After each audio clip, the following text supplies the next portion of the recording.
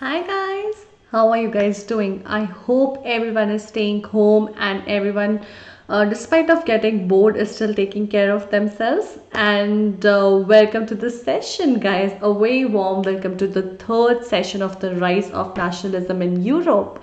I'm Ankana, your master teacher for social sciences at Vedantu, and I hope आप सब अच्छे से घर पे रह रहे हो. All of you staying home and staying safe. So let's get started with the session for today. So as you remember, in the last session we were discussing how the rise of nationalism was happening in Europe, what were the different things that were happening, how the liberals were now struggling for their own nation state, right? So today we are going to talk about the making of Germany, Italy unified, the strange case of Britain, visualizing the nation, nationalism and imperialism. So there's a new term now. And then we will look at a date line, a timeline. Okay. Of course, there will be something in the end for you. So stay tuned to look at that. Before that, let's quickly discuss the answer to the previous session's question, which is B, Portugal, and who has answered the fastest? Shravanti Parvata Reddy, Avneet Gupta and ML Ashlyn. Congrats you guys. I'm so proud of you and I'm so glad that your names are here.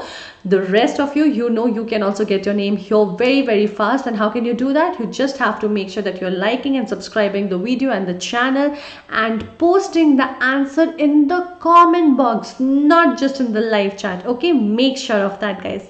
Okay guys, so let's get started with the making of Germany. So now we remember that the liberals were trying very hard to gain successful to have the nation state and be successful in the revolution. However, they did not. They were really, you can say, suppressed by the conservatives. Okay, now what has happened? So let's have a talk about what has happened before this. So this feeling of nationalism and the nationalists were there everywhere. And this started as a wave. Okay, imagine it as a wave that started from the peasants, then moved to the workers, then went to the liberals, but came and broke at the conservatives. The wave of the nationalism was now broke at the conservatives, and whatever it brought along with it was in the hands of the conservatives now. Now, what are the conservatives going to do with it? So they were very smart people, very cunning, okay? They decided that they're going to use this to unify Germany. Now they're trying to unify Germany. There must be a reason, there must be some interest that they have into it, correct? So we will see into that. So now they were feeling, so this feeling of nationalism among the middle class now kind of broke down. It went down because the conservatives were successfully able to, you can say, repress it, suppress it. Okay, but they did not do this alone, people. Okay, they did this with the help of the monarchy, the military and the junkers. Now this is a new term. We have not read about junkers before, correct? Now what do we mean by junkers? So junkers are basically large land owners, people who own the major chunks of the lands in the entire population. That is what they are known as.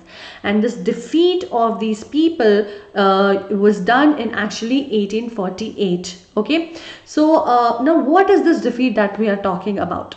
So these conservatives obviously had tried multiple times to unify Germany. Okay, but that attempt had failed on and on. Okay, as I told you that the liberals were suppressed, and the German attempt to unite different regions of German Confederation into a nation state was happening in 1848. Then what happened? Now they were very persuasive in a way. They were prepared that they're going to unite all of this Germany together. Now how were they going to do it? So the conservatives, as I told you guys, were very smart people. And I also told you that they were very adamant that they are going to unite Germany. But why? The idea was that they knew that they're going to use this nationalist sentiment that was there in all the people for their own benefit, to unite Germany, because that was going to get them the state power and help them achieve political dominance. Political dominant, that was their major, you can say, hidden agenda behind all of this that they were doing. So although this wave of nationalism broke at them and they suppressed it successfully, but they picked up all the bits and pieces of it, all those sentiments that were there still ignited in the hearts of the people, to use it for their own benefit. And here then comes our new architect, a new hero, you can say, who has kind of doing all of this magic and making it happen for the people over there. The name of this person was Otto von Bismarck. Now who is Bismarck and what did he do? So Bismarck Bacha was basically the chief minister of Prussia. And Prussia, in this whole fight of uniting the Germany together, was leading it. Okay, it was the leader of the unification, the process of unification of Germany. Now Prussia is there, unification of Germany. Why was Germany divided, first of all? So if you remember in the previous session, one of the previous sessions, we had discussed that there was no particular place called Germany. If you remember, when they went to when people went to request the king of Germany, they went to the king of Prussia, and we were confused like how German people are going to the king of Prussia. And that time we discussed that there was no Germany in terms of boundary as a country individually. There were only people who used to speak German who were in different parts, right? So now these German speaking people is what everyone was trying to unite as a one part of landmass into one nation. Okay, so this is what the whole fight is about. And then this Prussia comes and is like, okay, Prussia will be the leader and we're going to just rock it and take everything together. And this you can see the mantle was held by our Otto von Bismarck, who was the chief minister, and he was the architect of the whole process. He designed the whole process for the unification of Germany. Now the German speaking people were actually in different regions, as I told you, and in order to unite them, there were series of wars fought.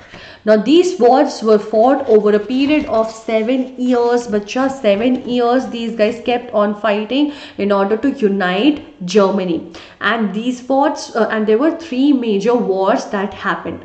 One was against Austria, then Denmark and France. Okay, so Austria, Denmark and France are the 3 countries that these guys fought against, and finally Prussia became victorious, won all those 3 regions where German people were staying, and they kind of brought it all together.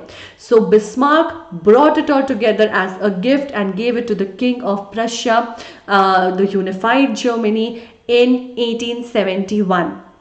Okay, so the proclamation ceremony happened, where the declaration in January 1871 happened that the Prussian king Kaiser William I was proclaimed as the German emperor. He was now the monarch of this new unified German nation. Okay, guys, just a quick clarification. Kaiser basically means a king. Now he was proclaimed as the emperor, and the ceremony happened. Now where the ceremony of him getting the, you can say, the crowning ceremony happened, it happened in Versailles. And what was this place called? It was called Hall of Mirrors. So this crowning ceremony, finally this proclamation of the king Kaiser William I happened in Hall of Mirrors in Versailles. Okay. Now there was one thing that these guys were very particular about. Okay, the Prussian king was very particular about, who was now the king of Germany. So he wanted to change a lot of things. He wanted to have a lot of development in the nation, and in order to develop the nation, he wanted to develop the whole administrative system. Right? So despite of being monarch, you see, usually monarchs are not very interested in the development of administrative system and the development of people of the society, but this guy was. And in order to achieve that, he made sure, and in order to achieve that, he made sure that he would change the whole administrative system by modernizing the currency, banking, legal system, everything in Germany. But again, nobody does any of this without any purpose, right? And especially these monarchs. So the hidden purpose, which was not as huge, you can say, but was to establish the Persian dominance. Okay, and that's why he kept on doing that, and that's how unification of Germany happened. Now, next we are going to talk about the making of Italy. So we understood that Germany needed to be kind of united because there was no Germany as such, and there were only German speaking people in different groups. And that is why they wanted to bring them all together, because they had a sense of belongingness with each other, and what connected them was their language. Then what was it for Italy? So Italy, bacha, was slightly different from what was around everywhere in Germany or other places of Europe, you can say. Why? Because Italy was actually divided into 7 states. Okay, you can say it was like a patchwork, as we have discussed earlier. It was in 7 states, but patchwork it means that it has to be different. But this was basically one thing that had been kind of distributed in 7 fragments. Fragmentation of the state had already happened. And there was one more challenge with these people. Now, Germany was at least a sense of belongingness was there among the people because of the language, because of the common language that they were speaking. Now, over here in mid-19th century, these 7 states where Italy was divided in, the people, however, were speaking Italian but had different dialects and variation. Now, what do we mean by this? Now, let's take example of Bengali language. Now, Bengali that is spoken by the people of core Kolkata, or you can say West Bengal in certain parts, and that is spoken by people who have lived out of West Bengal, are slightly different. It's the same language, but the dialect, there are certain variations, and the same thing was happening here also. Okay, as a result of which a lot of attempts were made earlier in order to unite Italy together, but all of them fell apart because of this one major problem and difference among the people. Okay, so as I told you, this was divided in 7 parts. Now, how did these 7 parts look like? So there was one place called Sardinia Piedmont. This was the only place, bacha, where the Italian princely state was actually ruling. The Italian prince had his establishment or presence. Apart from this, in North Austrian Habsburg center, we had the Pope, and southern regions we had the Bourbon kings of Spain, and nowhere else was the presence of the Italian prince. So now, as I told you, there were many regional and local variations. Even the Italian language did not gain one common form, and that was the major challenge. But there have always been people, there have always been revolutionaries who have never given up because of this challenge, right? They are like, okay, no matter what, bring it on. We are still going to fight and make what we want happen. So similarly, there were 3 great revolutionaries. There were these 3 great people who made the unification of Italy finally happen. Now, who are these 3 people? So first and foremost, we are going to talk about Giuseppe Mazzini. Now, this is not a name that we are hearing for the first time, right? We have heard his name before also. We have heard that just at the age of 24, he went to jail because he was such a great revolutionary. He is one of those great people who inspired everyone to form those secret societies because the conservatives were not letting people out in the open and plan their revolution. So he was one of those great people who formed one of the greatest secret societies called Young Italy in order to achieve the unification of Italy, bacha. Okay, and he even tried to do it a lot of times, even in 1831 and 1848. But what happened? All his efforts went in vain and he failed. Now, it's okay that he failed, but what did that result in?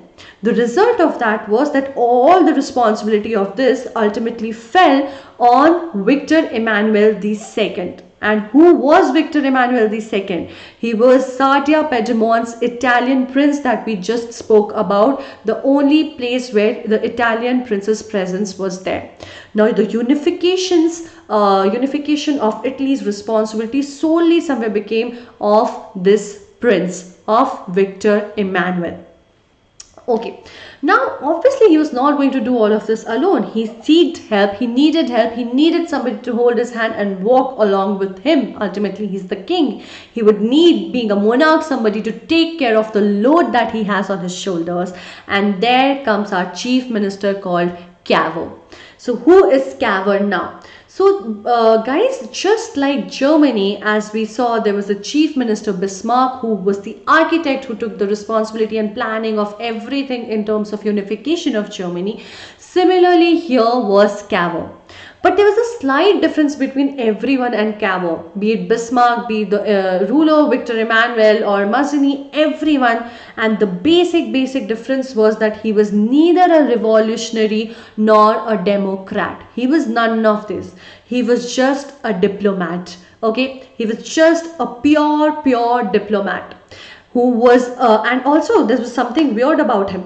So we were just discussing that these guys are trying to unite the people who speak Italian, maybe in different dialects or with different regional variations, but they speak Italian. But this great diplomat was actually a French speaker, and despite of that, he was going to take the load of planning of unification of Germany, and he did not just take the load of that, he did it ultimately. But the point is, why was this unification important for the people? Why were they pushing for it? So the elite class, guys, okay, the elite class, the creamy layer of the society believed that economic development and political dominance can be established only when unification of all these fragments, the 7 regions, happened together of whatever form of Italian speaking people were there. And that was their motivation, that they kept on pushing on and on and on. Now this chief minister Cavour was very smart man, okay. He led the entire movement, and he was very tactful. He was very well planned. He planned an alliance with France, okay, and then he started going after all the regions one by one, starting with the Austrian forces in 1859, where he defeated them in this year. And this was the very first thing that he did, and that gave him a great inspiration and motivation, and there was no stopping back then. There were 7 regions that he wanted to achieve, and the first one was done and already on his pocket. And as I told you, his motivation, confidence went up, and he had so much of energy that he marched again without any stopping, without any hurdle. It's not like he did not face any, but there was no stopping him. But why and how did he get all of this support, and how did he get all of this motivation? Already he wouldn't have kept his spirits so high all alone. And you are absolutely right, he did not do it all alone, because he had help from someone called Giuseppe Garibaldi. Now who was Giuseppe Garibaldi, bacha? So Giuseppe Garibaldi was actually a local leader, okay, and he had his own army. That's another interesting fact about him. He had built his own local army, which he called the Red Shirts, who were supporting him and ultimately supporting Cavour in the unification of Italy. Now he had successfully won the support of the local peasants of the 2 Sicilies to defeat the Spanish rulers together. And all of this happened in favor of Cavour, and ultimately one by one they defeated all the 7 regions. We have only been spoken about the first 2, and then we know that they also worked around the rest of the 5, and ultimately what happens? Victor Emmanuel II in 1861 finally claims the crown of United Italy, because they achieved victory on all of those regions. Okay, similarly as they did in Austria and Sicilies, they defeated every other power, and Victor Emmanuel II becomes the king of Italy, of unified Italy in 1861. Now there was a little problem over here, which did not really stop him from being the emperor or from the unification of Italy. But the weird part was that the people were so illiterate, right? Because as we read, even the leaders like Garibaldi was actually supported by peasants, which means they were mostly peasants, workers that were so illiterate, bacha, that they were not even aware about this unification. They were not even aware that they have been liberated. They are free now. They were not aware of it. They had not even heard the term Italia. They used to think that the word La Talia was actually the name of the king, Victor Emmanuel II. His wife was that. Funny, right? And very interesting. So with that, we saw 2 major unifications and nationalism and how it acted. Now we are going to talk about the third one, the third strange case of Britain. Now it's weird, right? Because we have spoken about unification of Germany, we have spoken about unification of Italy, but we never told that those cases were strange. But we are saying the case is strange in Britain. Why is that? The case of Britain is strange because everywhere, no matter in Germany or Italy, there were people who were speaking a common language. There were people who had a common culture. There were people who had some sense of commonality among them. Even in Italy, although they were different dialects or different regional variations, but ultimately they were speaking Italian. But in Britain, it was nothing like that. Unlike Germany and Italy, the population was a mixture of different ethnicity. Okay, which means people were actually of different ethnic groups. There were English, there were Welsh, there were Scottish, and there were Irish people all together in this part. Now that made a great difference between the culture, language, traditions and everything. There was a sense of differentiation rather than integration or belongingness or commonness among them. So now there was something, a driving force was required again to unite them, to unify all of them together into the formation of the Great Britain, right? Now earlier we have noticed in the case of Germany and Italy, there was this one architect who would plan everything, who would be so tactful that he would take the mantle in his hand and that he would achieve everything. But here in Britain, it was not just the ethnicity of the people of different belongingness of groups, of different groups, but it was also the driving force which took charge of unification of the country. And that also makes it a strange case, because here there was no particular person, but it was the entire English Parliament. The entire Parliament came together to achieve unification of Britain.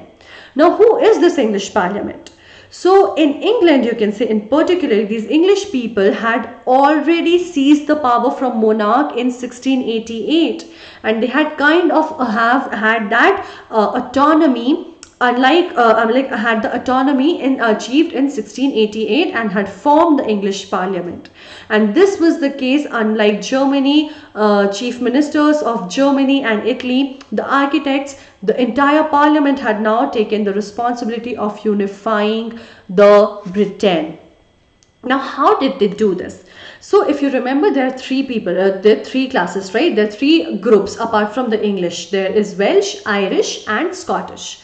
So, they started with Scotland.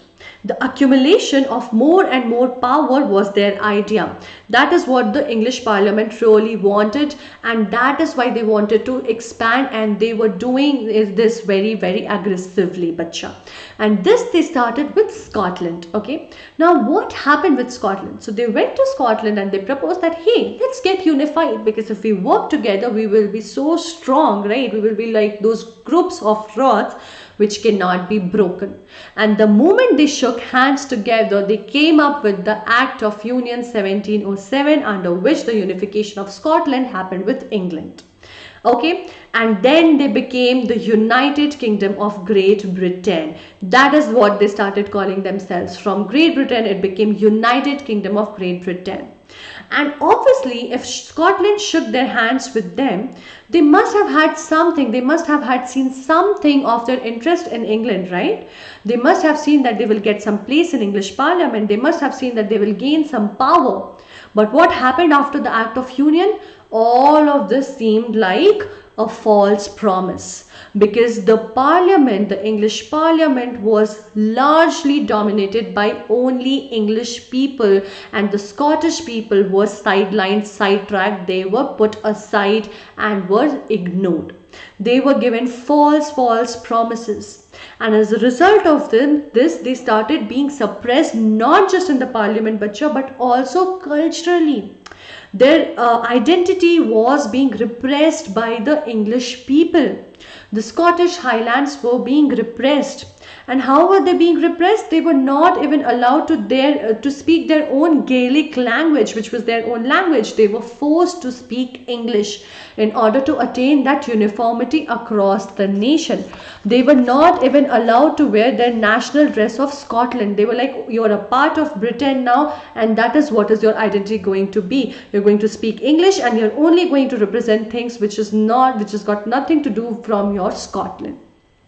So this way they got overshadowed, suppressed, repressed, and became a part of the great United Kingdom of Great Britain. Now we move to the Irish section. Now what is happening over here? So the strange case of Britain is having all the strange strategies and unique strategies everywhere. Now how did they take up Ireland, you can say? So now this entire, the whole division, okay, the whole island was now divided in two sections. All the societies are mostly divided in one or two sections. They were also divided in two sections of minority and majority. And who were these minorities and majorities, bacha?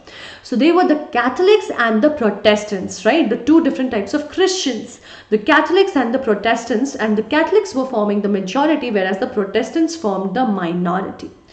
But English people were very smart, very cunning. Normally what happens, you would without thinking go to the majority and try and convince them, hey, let's do this, let's get unified. But the English people found a different way altogether to change this. Why? See, when the majority, if you are approaching them, they're already in power. They're already superior to the minority. They already have some privilege compared to the minorities. When you go them, there will be two problems. One, they will be in large population, so you'll have to convince more and more number of people. Second, there's a possibility that they wouldn't need such revolutions, such changes, such unifications, because they're already empowered. They don't need to feel more empowered. So very brilliantly, these guys approach the minority section. Because of being minority, they must have been inferior to the majority Catholics. So now they easily agreed to whatever the unifications idea was offering them, whatever these Englishmen were offering them, and they were happily influenced. And as a result of this, English helped the Protestants in dominating the majority. Now imagine, bacha, already there are minority and they are dominating the majority, and that is how they became more powerful. Okay, now this obviously, if all of this is going on, there must be somebody who would be revolting against this, right? Who would be asking like, hey, don't do this.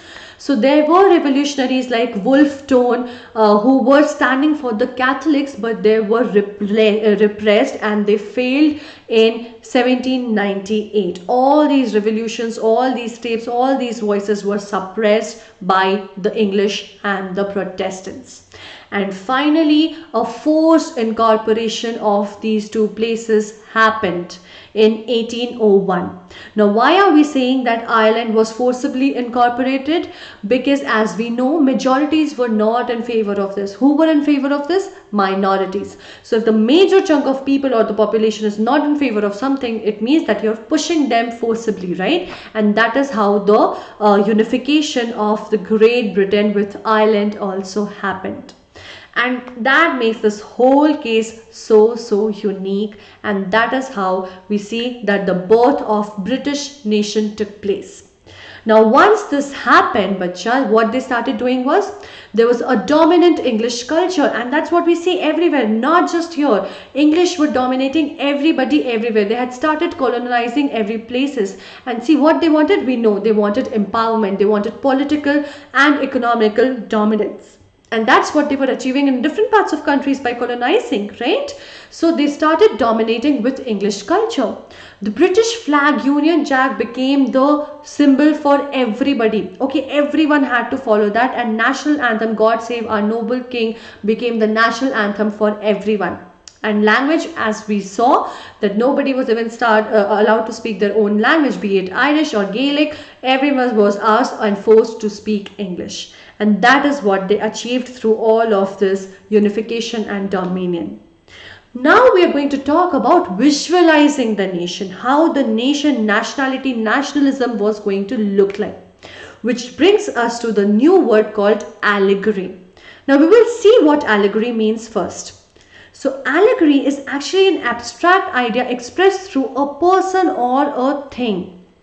So bacha, whenever what happens, when any kind of revolution start, okay students, whenever some new revolution, whenever some new movement starts, the ideas in the head of the people are always very abstract. There is nothing concrete. But these movements, these waves of revolution can only be successful when people are united, when people have a sense of belongingness among each other. Now, nationalism was already bringing them, instilling some sense of belongingness with the nation, but they did not have anything concrete to look up to resonate with, to relate to. And that is where the picture, the idea of allegory came in. So people had now started giving visualization, pictures, identity, something solid, concrete images to these abstract ideas in people's head. And how was this done? So female figure became the allegory of the nation in the 18th and 19th century. For example, French Revolution artists used the female allegory to portray the ideas of liberty, justice, and the republic. If you recall, in class 9th, we have actually done this. There was a lady who was expressing France, then there was the winged woman who was expressing liberty, law, right? And all of this was done in form of images.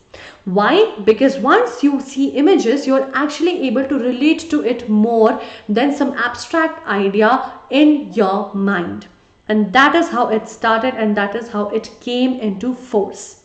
So the very first country which did that was, of course, France. French Revolution leads everything. You remember who said this? Can you tell me quickly in the chat box who said that whenever France sneezes, entire Europe catches cold? Can you quickly tell me in the chat box, people? I would love to read to your answers, and I will go and check immediately after the video. Make sure you're telling me who said this line, that whenever France sneezes, the entire Europe catches cold. He was related to Austria, is a hint that I'm giving you.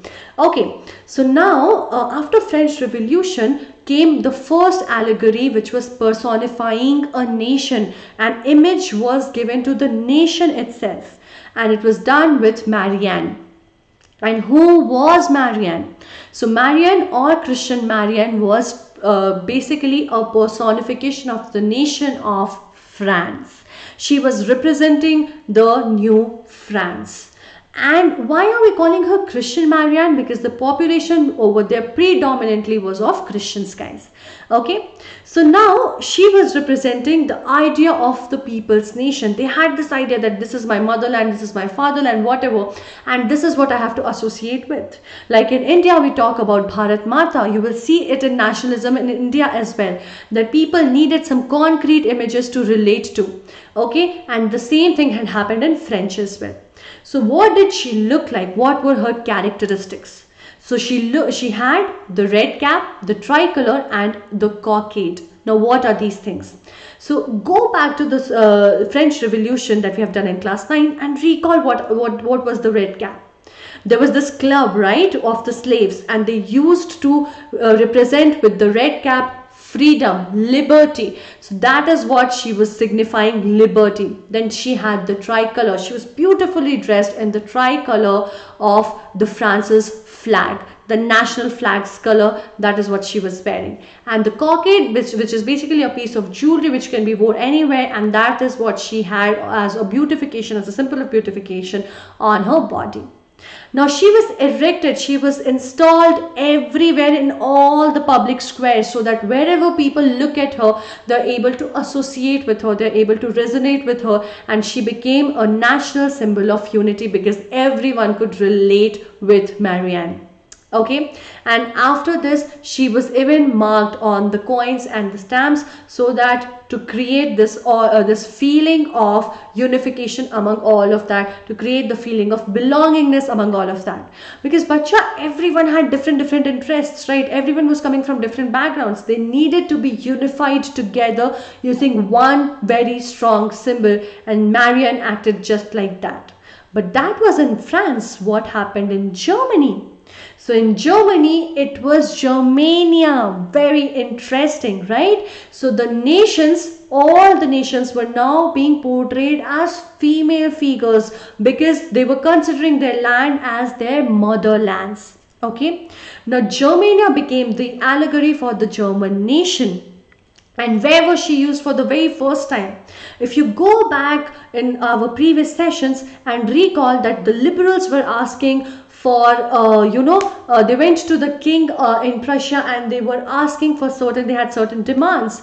Now where did they go after they were not listened? They had their own parliament in Frankfurt, right? So that is where she was used for the very first time by the liberals.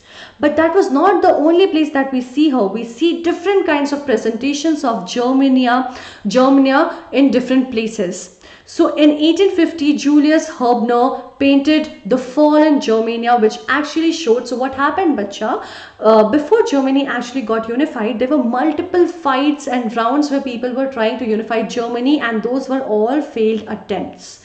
So those failed attempts were shown by the fallen Germania. And then we see Germany guarding the Rhine. Okay, that was by Lawrence Classen in 1860, as you can see in this picture. Guys, we can see all of these different pictures throughout our texts, and which is very interesting. Now, if you look very closely and analyze Germania, you will see so many different attributes, so many different symbols. Like for Marianne, we had the red cap, we had the cockade, right? We had the tricolor dress. But for Germania, there were way more details. There were so many nuances to it. There were so many detailings to it. Let's read one by one what these things were and what did it symbolize. It's very, very interesting. So the very first thing that we see on her is broken chain. Now this is something that we have also spoken about in the French Revolution of broken chains. What did it use to symbolize?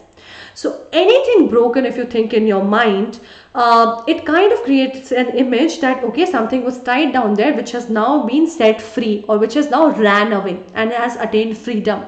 So broken chain basically symbolized being freed.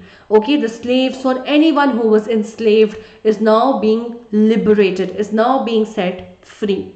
Then we see breastplate with eagle. So what is breastplate? You might have seen the soldiers wearing a plate on their chest. That is a breastplate. Now that is already a symbol of courage, because that's something that the kings, the soldiers who used to go fight, who used to show all of this courage and bravery, used to wear. On top of that, there was eagle, which shows nothing else but strength, survival. So that was the symbol of German Empire, which was strength. Then there was a crown. And what was this crown made up of? It was made up of oak leaves. What did this show, bacha? So this would symbolize heroism. Then there was a sword. Sword always stands somewhere for fight, war, violence, doesn't it? So it definitely showed that it was readiness to fight. Like, I'm ready, the moment you attack me, I'm going to attack you back. But there was a slight difference in her. The sword had olive branches around it. Now what did that symbolize? So that was actually a symbolization of willingness to make peace, which means I'm ready to fight you if you come, but if you want to make peace, I'm also ready to do that. I will be how you will be with me. I will treat you just like how you will treat me. If you would want to have peace with me, I'm ready to offer peace. If you want to fight with me, I'm ready to fight. I'm ready with everything, whatever that is required to protect my country.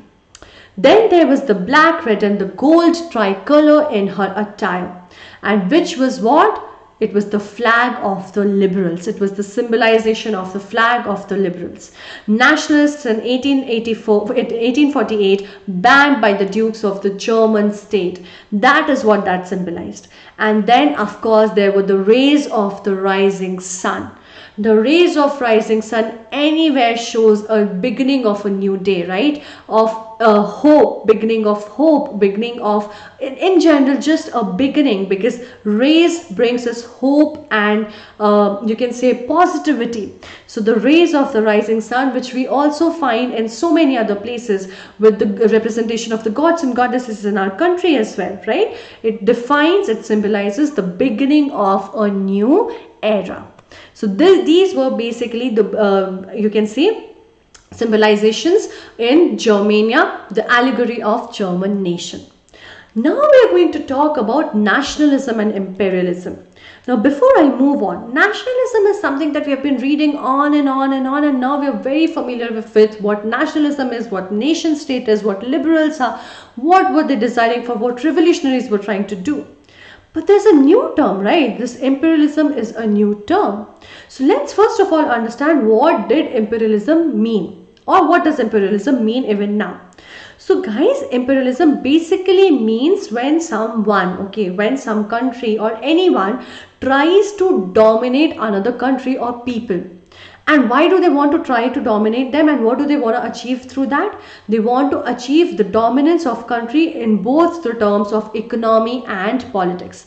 They want to politically and economically dominate a country and be the supreme authority over there. So now why is imperialism coming along with nationalism? So let's see now. So now we're going to talk about the features of the last quarter of the 19th century. Last quarter means the last 1/4 of the century, which means the last 25 years, somewhere between 1875 to 1900s. Now what was happening at that time? So nationalism was no longer retained in its idealistic, liberal, democratic sentiment. So nationalism was definitely going on. It was still in the hearts of the people, but it was not in its true idealistic form, not in its true democratic sentiment, but became a narrow creed with limited ends. So it was now becoming something which was very, very narrow in terms of mind and thoughts. Nationalist groups became increasingly intolerant of each other. Now, if you remember, there were a lot of groups that were coming together and fighting, right? They were fighting for the same cause, that is true. But despite of fighting for the same cause, when there are different groups, there will always be a conflict in interests, right? And the same thing happened here, and they became very intolerant towards each other. And major European power were trying to manipulate the aspirations of other nationalists. Okay, they were trying to take advantage of that. Now you want this, okay, I will manipulate you and I will use you for my benefit. And this was being done by the major European powers in order to achieve their imperialist aims, in order to achieve their dominion aims. And who were these European major powers, Bacha? So they were the Romania, the Bulgaria, they were other countries, the bigger countries, Russia. Okay, and we will read about these countries. Okay, but what was happening and how did it exactly start? So if we go back, these features that we are talking about of nationalism, now we have only seen like how nationalism has till now done the betterment of the society, has got the people what they have wanted. But it doesn't mean that everything that is being positive will always be positive. There were negatives to nationalism as well. As I told you, the big European powers were trying to take advantage of this nationalist feeling, and the people who were fighting for it were being made to fight among themselves internally in order to achieve the bigger goals of imperialism. Now, how did this happen, and when did this happen? So while everyone is uniting, while everyone is being liberated, at the same time Balkans also came up and they were like, okay bro, I also want freedom. Now what did they want freedom from? So now, just like Britain, however Britain had very less number of ethnic groups in terms of difference, Balkan was a place where there was a huge you can say there was a whole flow of different cultures. There was a great variation in terms of geography and ethnicity, bacha. Okay? There were people from different areas. There were people from Romania, Bulgaria, Albania, Greece, Macedonia, Croatia. Everyone was there. It was like this sack of different stones. You know, no matter what you bring out, there will be every color stone over there. And there were people of different groups, all of them, right? And these inhabitants were known as the Slavs. Okay, they were known as the Slavs. Now what was going on? Okay, fine, there were different peoples, they were from different variation and ethnicity. So what? So the problem was that Balkans under this time was under the Ottoman Empire. And the ideas of romantic nationalism was going around in everybody's head, and it also entered under in the people of Balkan, the area of Balkan, and now they wanted to be set free.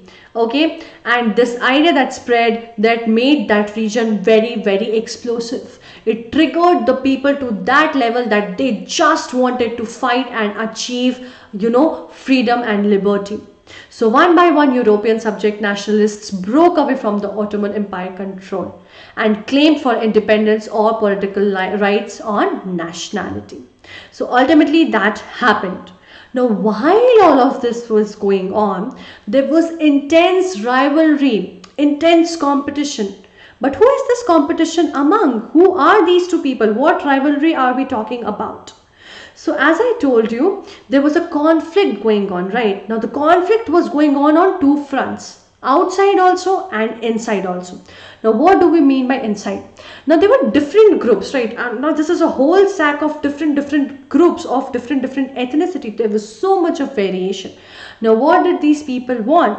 So these people were going fiercely jealous among themselves. The unity was just depriving. They were being very intolerant. So there's a fight going on internally. However, they're also fighting externally. What are they fighting externally? They're fighting for freedom. They have a common goal. Okay, all of them wanted to get free. But now why is there a competition among them? There's a competition among themselves because once they get free, everyone wanted to gain more and more territory at the expense of the others. And nobody would tolerate that. If you're getting more territory, why would I tolerate that? I'm also equally part of this. So I will get what I want. As a result of this, they internally started fighting, and externally there are great big European powers. But if you remember, we spoke about this, that in the last quarter of the 19th century, big European powers were also trying to do this. They were trying to achieve their imperialistic aims by manipulating these nationalists. So their fight is also happening against these big European powers, and I gave you an example of Russia, but there were way more countries. There was Germany, there was England, there was Austro-Hungary. All of these bigger European powers were now trying to take control of this region. Okay, and why did they want this? Why did they wanted to take control? Why did they wanted to be this imperialistic? I mean, like, why did they wanted to have and achieve their imperialistic aims? For simple reason.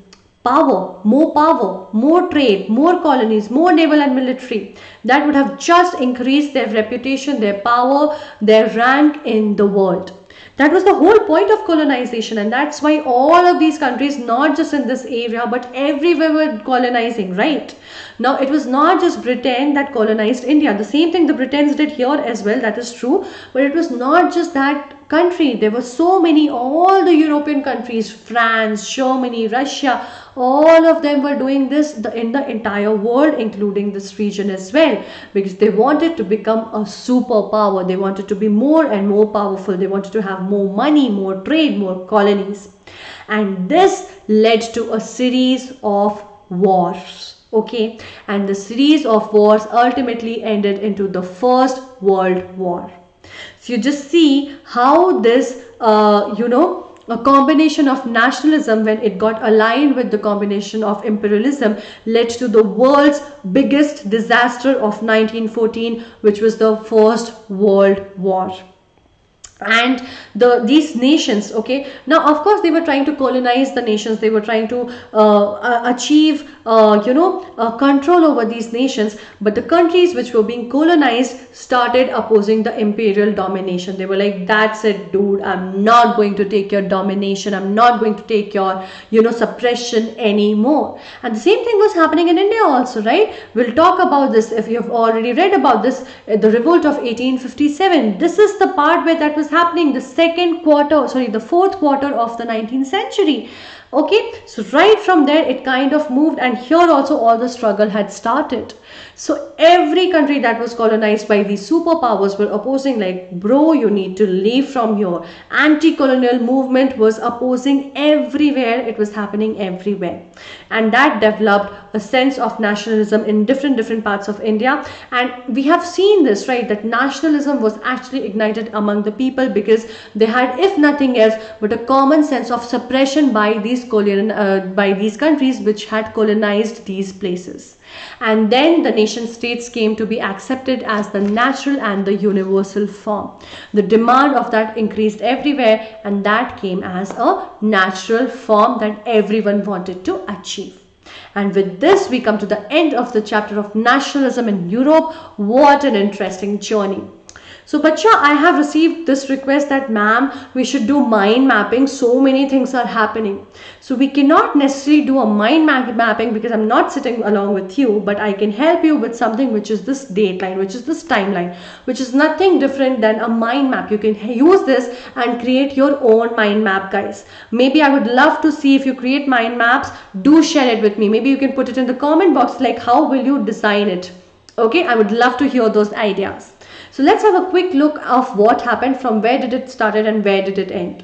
So it started from 1797 with Napoleon invasion in Italy, and the Napoleonic War begins. Then from 1814 to 15, the fall of Napoleon, the Vienna peace settlement. In 1821, the Greek struggle of independence. 1848, we had Paris Revolution and the Revolution of Liberals. 1859 to 70 took unification of Italy, followed by 1866 and 71 unification of Germany.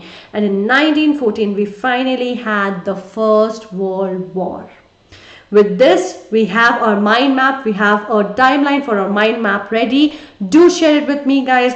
Before that, let's have a quick look at this homework question. A large part of Balkan region was under the control of which empire?